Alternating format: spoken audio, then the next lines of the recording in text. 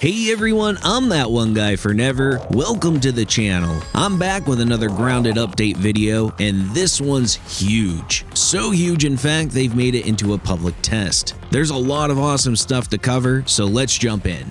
Alright, right out the gate, a question I get all the time with these updates: do my builds still work? Have any changed for better or worse? I'm happy to say none of my builds have been affected. In fact, I've gone through each of them start to finish, testing them all. Shinobi Assassin, Mad Scientist, Deadeye Sniper, Acid Executioner, Scarlet Lifesteal, and yes, even the Moldy Monk and Arcane Archer. They're still as strong and broken as ever.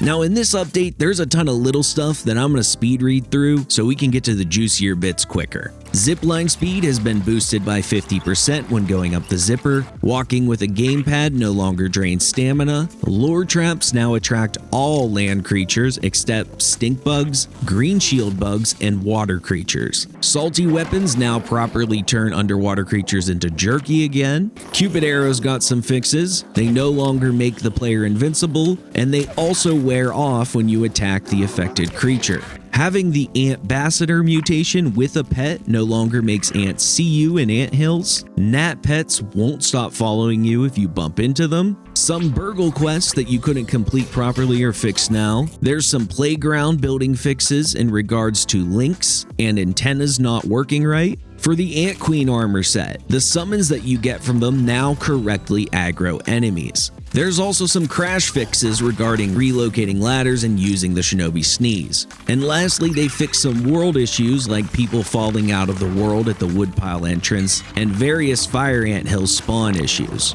In both playground and custom story mode, you can now freely change what new game level you're in from 1 to 10. That's really useful for creating more challenging custom content. In playgrounds, you can now customize the stats of placed enemies and bosses. This even includes the ability to make them infuse now. That's all good stuff, but let's jump into the meat of the update. Something I want to say as we move forward. I, like many of you, have my own opinions on New Game Plus. If we look at achievement percentages, we can see that only a very small select population of players have even made it into New Game Plus, mostly the die-hard fans and elite players. My goal is to make New Game Plus as approachable as possible for more and more players, to increase the quantity of people engaging with it. I'm not saying that we should make it super easy. I'd just like to make it approachable for a wider population of players. That goal has shaped some of my opinions going forward. I just wanted you to know that, so you knew what headspace I was in.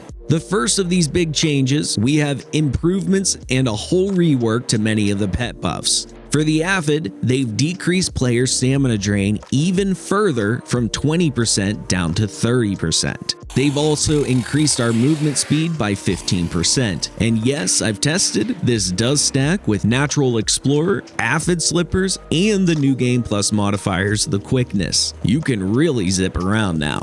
As for the pet Weevil, thirst drain has been decreased from 20% all the way down to 50%. They've also tacked on hunger drain being decreased by 50%. The last change was targeted at all the different baby ant pets. They've given them 50% more health and 50% more armor. They've been talking for a while about trying to make pets more viable in WoW without making them unkillable.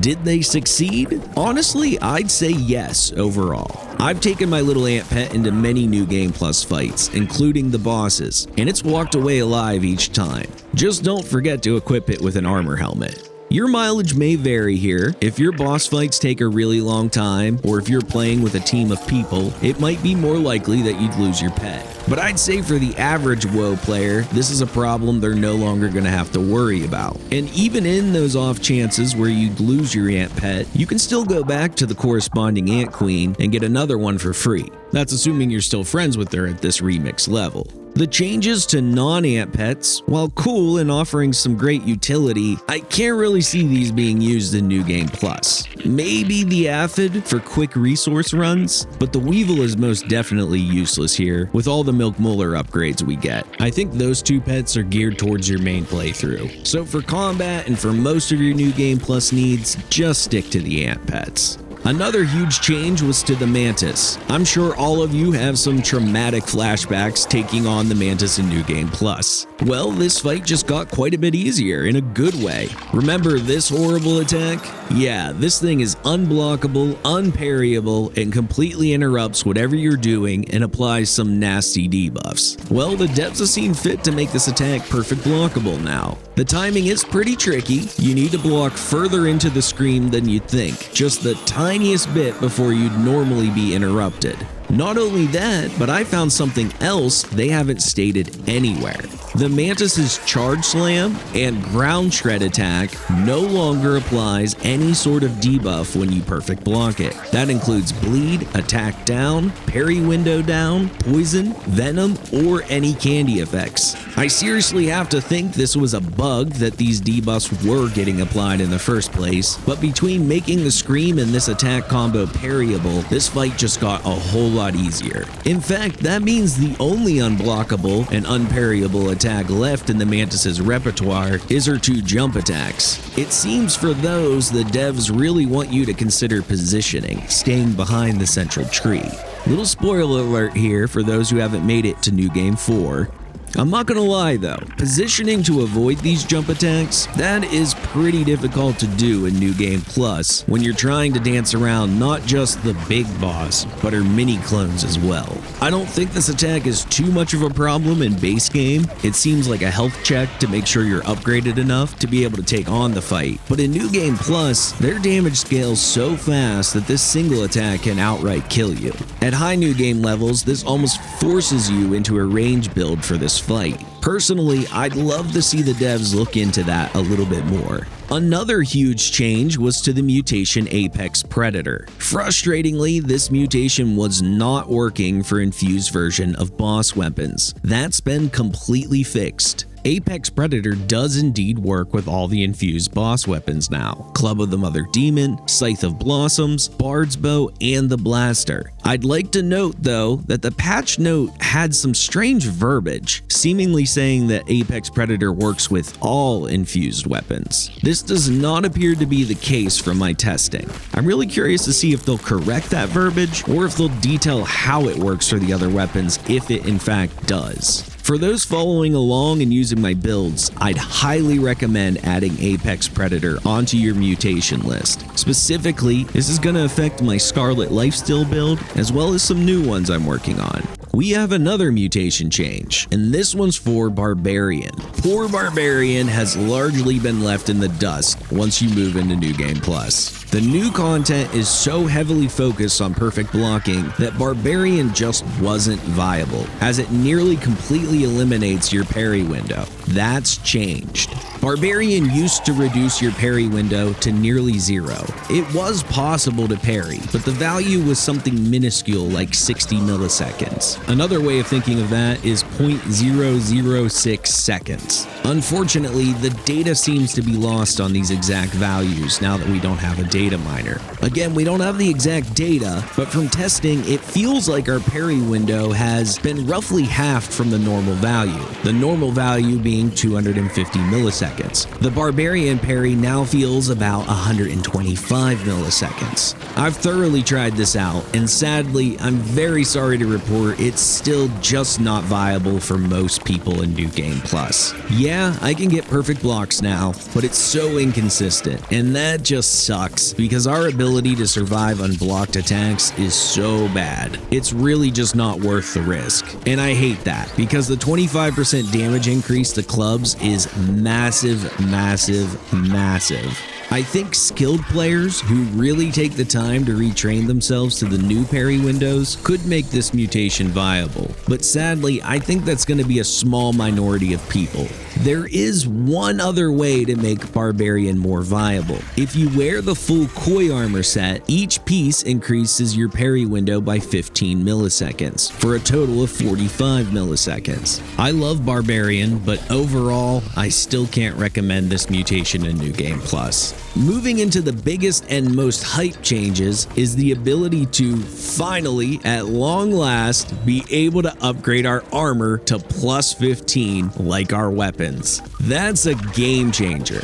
However, because that is a game changer, that comes with some bad news. To offset how much armor we get, the devs needed to increase enemy damage scaling. Prior to this patch, enemy damage increases by 20% per New Game Plus level. That has now been scaled up with a progressively steeper and steeper increase per level. Based on what data the devs have given us and my own testing, here's what you're gonna experience. At New Game 1, it's 20% more. At New Game 2, it's 45% more, which is a 5% increase prior to this patch. New Game 3, 75% increase, a 15% increase prior to patch. New Game 4, 110% more damage. That's 30% increase before the patch. And that continues ramping up more and more and more. What worries me is just how much damage they get to at high levels. Look at New Game Plus 10, 225% more damage than before. That's insanity.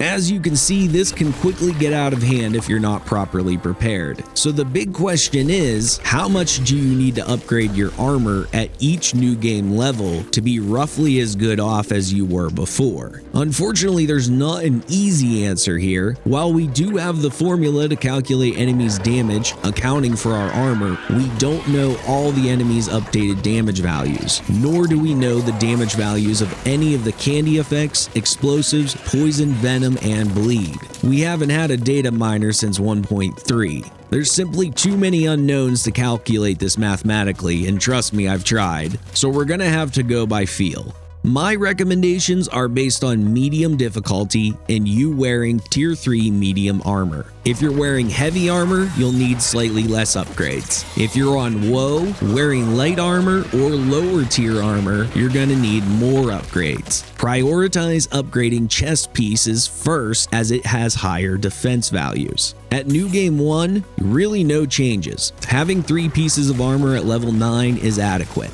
New Game 2, get your chest piece to plus 11. New Game 3, get your chest piece to plus 14. New Game 4, you need to max out your chest piece and get your helmet or your legs up to plus 13. New Game 5, helmet and chest need to be maxed out and you need to get your last piece up to plus 12. At New Game 6, everything needs to be at plus 15 for survival. But this gets even harder. At New Game 7, the Mantis now one-shots you. So I highly recommend getting a damage resist modifier in there if you struggle with perfect blocking. New Game 8, now the Broodmother and Infused Wolf Spiders will one-shot you. 1 stack of damage resist is only useful for Broodmother tier creatures and lower. You're gonna need a 2nd stack of damage resist for anything stronger. At New Game 9, Infused Orb Weaver Juniors one-shot you with no damage resist. And at New Game 10, the Mantis one-shots you even with 2 stacks of damage resist.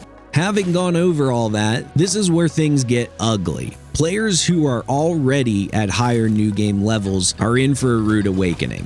Without their armor upgraded, they're going to be one-shot by nearly everything due to the higher damage scaling. It's going to be an unpleasant grind to get their first set of armor upgraded to plus 15, just to end up close to where they were before this patch. That doesn't feel like a great position to put your players in.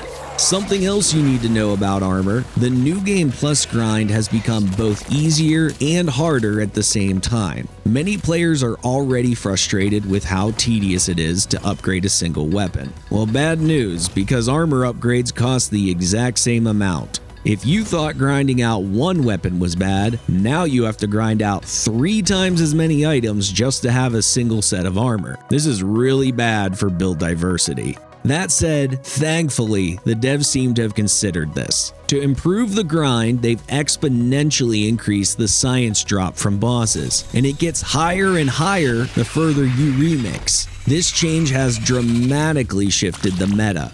By experimenting, I found the easiest, cheapest, and fastest method is now to duplicate infected Broodmother ooze for 15k, beating out fusion crystals cost of 20k. A single piece of her ooze converts into 1 fusion crystal. Pretty good. I know the infected Broodmother is crazy hard, but you only need to beat her 1 time on any New Game Plus level to get a single infected Broodmother ooze. As for the duping cost, cost. In raw science alone, it's gonna cost 1,575,000 science per piece of gear to fully upgrade. I know that's a ridiculous number, but it's not as bad as it sounds. Let me explain. To get that science fast and easy, you want to farm the Mantis on New Game Plus 4 or higher. Spoiler alert for anyone who hasn't made it this far. You will fight the Mantis along with 2 mini Mantises once you reach this level. Each Mantis drops 48,000 science at New Game 4, equaling 144k science per run. Mathematically, you'd be right to think it would take 11 runs to upgrade one piece of gear, but that calculation doesn't take into account the newly increased drop rate of boss ooze and regular ooze. On average, I was getting 4 Mantis ooze and 18 regular ooze per fight, meaning it actually only takes about 8 runs to fully upgrade one piece of gear. Admittedly, the Mantis is difficult, only slightly less difficult than the infected broodmother. So how do we take advantage of the massive amount of science and ooze they drop? Some of the builds I've made are extremely efficient at killing them. I highly recommend my builds the Deadeye Sniper, the Arcane Archer, and the Acid Executioner by utilizing the Acid Staff. The key to making this fight easier is engaging the Mantises at range. It's a very difficult fight with melee. And that about covers it, guys. That's everything changed with the 1.4.7 update. There's some bad things, even some ugly things, but overall, this was a very good update in my opinion. What do you guys think? How do you feel about it? There's only one other change I'd like to see. I'd like to see them bring back some of the difficulty of the New Game Plus Java-matic and Mixer fights. In their 1.4.4 update, they massively reduced how many extra enemies you fight. I agree, it was far too hard before. I mean, you literally had to build an insane impenetrable fortress to win these fights. But after the nerf, it felt bare bones and extremely easy. Way too easy. Especially if you use the guard dog mutation and defense event trinket modifier. And now, with them dramatically reducing the candy effect's damage to structures, I'd really like to push the devs to take a look at this further. Bring back some of that scaling, maybe just not as much as before. What do you guys think about that? Now don't forget to like and subscribe. Thanks for sticking around. See you all next time.